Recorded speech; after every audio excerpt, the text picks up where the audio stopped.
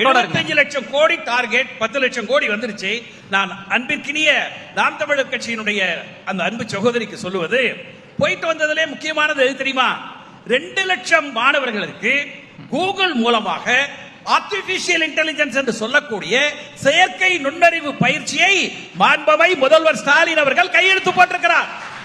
20 வருடங்களுக்கு முன்பு மூடப்பட்ட போர்டு இருக்கு பாருங்க, அந்த போர்டு ஐயா நாங்க போர்டு திறக்கிறோம் நீங்க அனுமதி கொடுங்கன்னு சொல்லி நேத்தைக்கு போர்டு திறக்கிறதுக்கு அனுமதி பெற்றுக்கொண்டு நாளைக்கு வந்து உட்கார்ந்து இருக்காங்க. ஏனோ தானோன்னு பேசக்கூடாது, கொஞ்சம் கொஞ்சம் கேட்கணும்.